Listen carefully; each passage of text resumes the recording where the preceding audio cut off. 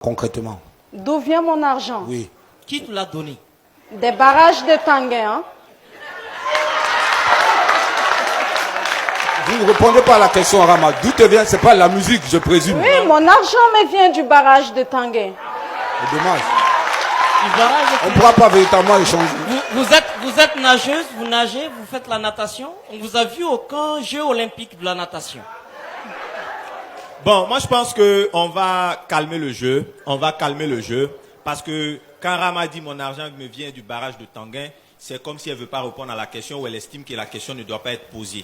Alors que nous sommes au grand fauteuil. Si on vous a invité, c'est parce qu'on estime qu'il y a un certain intérêt à vous écouter. Au lieu que les gens racontent des ragots sur Rama dehors, nous on préfère sur un plateau de télé lui poser des questions. Mais Rama a l'avantage d'avoir un joker sur le plateau. Si une question la dérange, elle dit non, je ne réponds pas. C'est son droit. Maintenant, quand Rama nous dit que son argent lui vient du barrage de Tanguay. C'est narguer les gens quand vous le dites. En même temps, on se demande. Répondez à la question ou bien ne la répondez pas. Monsieur Hervé David, vous personnellement, vous m'avez connu quand je marchais à pied dans ce pays. Qui? Mais vous m'avez jamais demandé d'où vient ma pauvreté. C'est pas un caméraman. Non, maintenant, justement, c'est la question.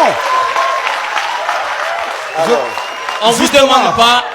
C'est justement ça qui m'étonne. Je vous ai vu marcher à pied. Maintenant, et subitement, vous êtes milliardaire comme vous le dites. D'où vient cet argent? Pas tous en même temps. C'est Hervé qui a le micro. Hervé. Oui, justement, je vous ai vu évoluer, entre guillemets. Vous avez marché à pied, comme vous l'avez dit. Maintenant, vous avez des voitures. D'où vous vient donc cet argent? C'est ce que je veux savoir simplement. Et c'est pas Hervé qui veut savoir en réalité. C'est la le nation peuple qui veut savoir. savoir. Voilà, faut que les gens arrêtent de se poser des questions. Chacun invente ou fabrique ce qu'il veut. Rama est là, on lui pose ces questions. Si d'où vous vient cet argent? Simple. Le jour où les gens vont arrêter de parler ce qu'ils veulent sur moi, je ne serai plus une célébrité. On en parlera toujours. Qui te donne l'argent? Tu vois, tu esquives. Mais il y a de la peine. Mais dis-nous enfin pour te soulager. La seule peine que j'ai, c'est ma fortune. Laquelle? Ce qui vous dérange d'ailleurs. Elle vient d'où cette fortune? Ah non. Alors, on va structurer quand même ce Donc vous avez raison que la justice vous accuse de blanchiment d'argent alors? Monsieur Hervé Alain, lorsque la justice a des preuves dans ce pays, ils n'adressent pas de convocation. Ils vont directement t'arrêter. Et pourquoi donc justement, et pourquoi on a confisqué donc justement vos papiers personnels? Pourquoi? Je vous rappelle que la justice m'a convoqué pour blanchiment d'argent et m'a déposé en prison pour un autre problème qui concerne mon chauffeur, pour un problème de sens giratoire.